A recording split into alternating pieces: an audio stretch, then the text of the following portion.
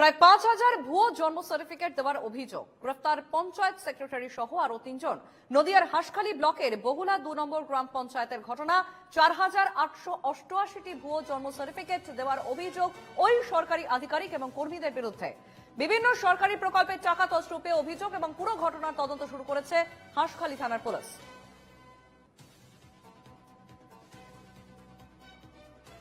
প্রায় ৫,০০০ ভুয়ো জন্ম সার্টিফিকেট দেওয়ার অভিযোগ, গ্রেফতার পঞ্চায়েত সেক্রেটারি সহ আরো ৩ জন।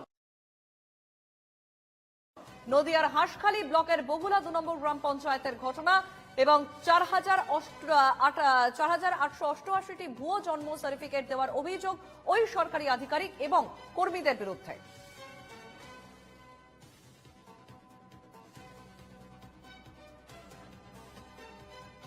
আমরা শুনবো পঞ্চায়েত প্রধান কি বলছেন। দেখুন, বার্থ সার্টিফিকেট ডিপার্টমেন্টটা আমার পঞ্চায়েতে হলেও আমার এখানে কোনো ওদের কাজ নেই। ওদের কাজটা আলাদা একটা রুমে। ওরা কি করেছে না করেছে ওরাই ভালো বলতে পারবে। এই বিষয়ে আমাকে জানায়ও না, আর আমি এই বিষয়ে বলতেও পারবো না। আমাকে জানালে নিশ্চয়ই আমি বলতে পারবো।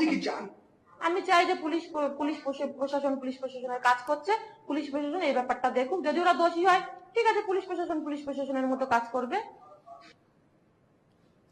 আমাদের সঙ্গে সরাসরি রয়েছেন আমাদের প্রতিনিধি অনুপ কুমার মন্ডল। অনুপ, প্রায় ৫,০০০ ভুয়ো জন্ম সার্টিফিকেট দেওয়ার অভিযোগ এবং সেই অভিযোগে গ্রেফতার পঞ্চায়েত সেক্রেটারি সহ আরো ৩ জন।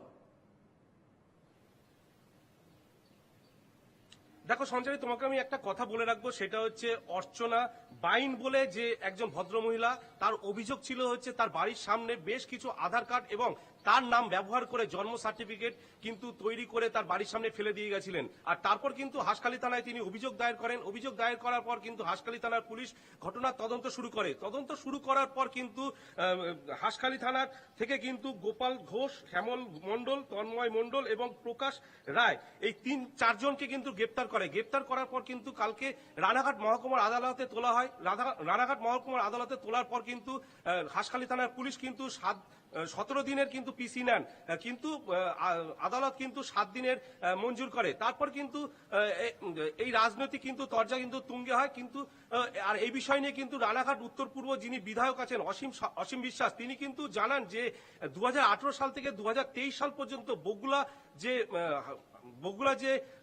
যে আপনার পঞ্চায়েত আছে, সেই পঞ্চায়েত কিন্তু তৃণমূলের দখলে ছিল।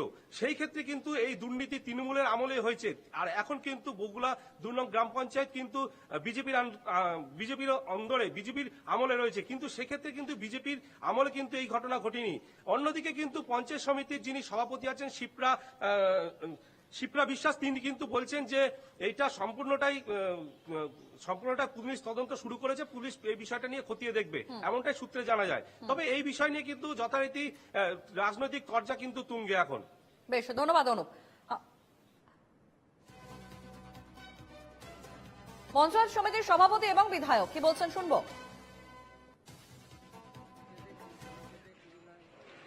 এসেছে যে বগুলা 2 নং পঞ্চায়েতের 4 জন আমাদের ভোরবেলায় আমাদের হাঁসখালী থানার প্রশাসন তাদেরকে তুলে নিয়েছে। তাদের নামে অভিযোগ আছে যে দীর্ঘদিন ধরে এরা জন্ম সার্টিফিকেট ইস্যু করেছে।